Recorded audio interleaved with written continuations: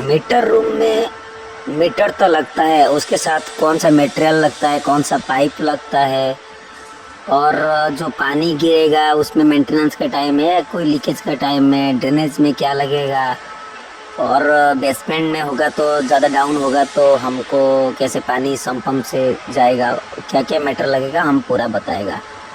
Okay. तो main बात है जो देवा का, जो गवर्नमेंट का जो पानी आएगा देवा का लाइन से, तो 1 inch minimum, 1 inch maximum 6 inch तक आता है। 1 इंच से लेके 2 इंच तक आप यूनियन और गेट वाल बॉल वाल यूज कर सकते हैं। ओके। और 2.5 इंच के बाद बटरफ्लाई वाल और फ्लांज यूज कर सकते हैं, ये मेन पॉइंट है।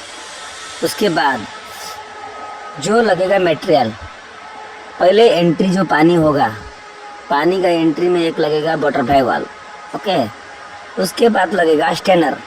उसके बाद लगेगा एक, अगर ज़्यादा प्रेशर है, आपको प्रेशर ज़्यादा है, जो पानी आ रहा है देवा के लाइन से ज़्यादा प्रेशर है, तो आपको एक पियर भी लगाना पड़ेगा।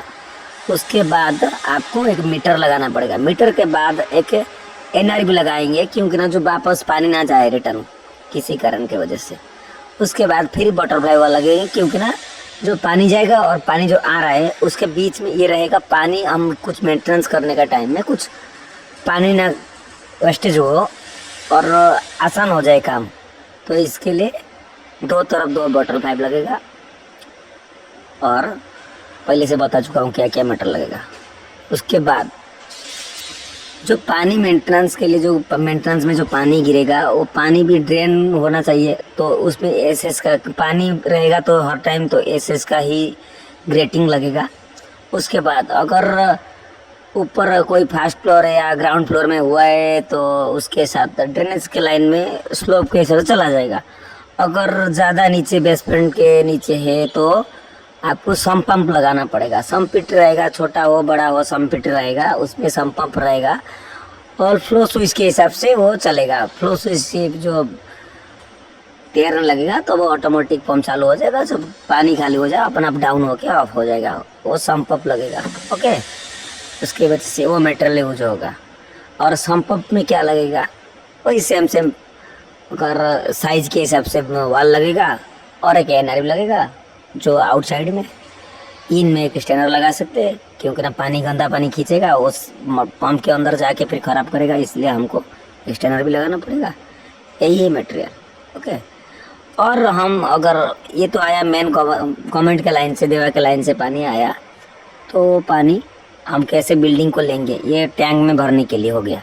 उसके बाद हम हर एक फ्लोर में देखे होंगे आप, हर एक फ्लोर में हर एक फ्लैट को एक एक जो वाटर सप्लाई गया होगा उसमें भी मीटर लगता है।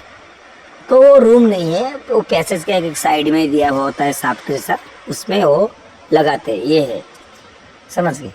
तो उसमें भी मीटर लगता है। उसमें साइज तो उसको 2 इंच तक भी हम डालते नहीं, 1 इंच 3-4 इंच वो सब डालते, तो इसके हिसाब से तो अपने को गेट वाल में हो जाएगा। गेट वाल और यूनियन में, अगर यूनियन लगाने का तो लगाइए, नहीं लगाने का तो आपके हिसाब से, समझ गए। तो उस हिसाब से आपको मीटर लगाने का है। और पीआर भी अगर एडजस्ट करने का है, पीआर भी लगा हुआ है, तो आपको मालूम है जब हम टाइट करेंगे उसका प्रेशर बढ़ता है, आप लूज़ करेंगे तो प्रेशर कम होता है। वो आपके फ्लैट के हिसाब से कितना पानी चाहिए, कितना प्रेशर चाहिए। जैसे तो बाथरूम को 1.5 से लेकर 2.2 तक प्रेशर चाहिए। ओके। उसके बीच में होना चाहिए, उससे मैक्सिमम 2.2 और मिनिमम 1.5 होना चाहिए प्रेशर एक बाथरूम में। ओके। तो इसके हिसाब से आप काम करेंगे और ये मीटर लगता है, यही है बस। थैंक यू भाई, सब ध्यान दीजिए, बढ़िया से काम कीजिए, सब दिल से करिए, सब कुछ होगा। ऐसा फिर आप लोग अगर जो काम मालूम है वो काम भी करिए, और आगे जो भी काम मालूम नहीं होगा बाई चांस, क्योंकि ना हर किसी को हर काम मालूम नहीं होता है। हमको भी कुछ मालूम है, कुछ मालूम नहीं है। जो आपको मालूम है आपसे सीखना है। तो क्या है, जो आपको मालूम है वो काम आप करिए, और जो काम मालूम नहीं है वो सीखने को कोशिश कीजिए। आपको मालूम हुआ काम कभी किसी को ना बोलिए कि हमको ये मालूम नहीं है, आप दूसरे को धोखा नहीं देते। आज बहुत इंसान है कि सब करने के लिए कंपटीशन हो गया भाई।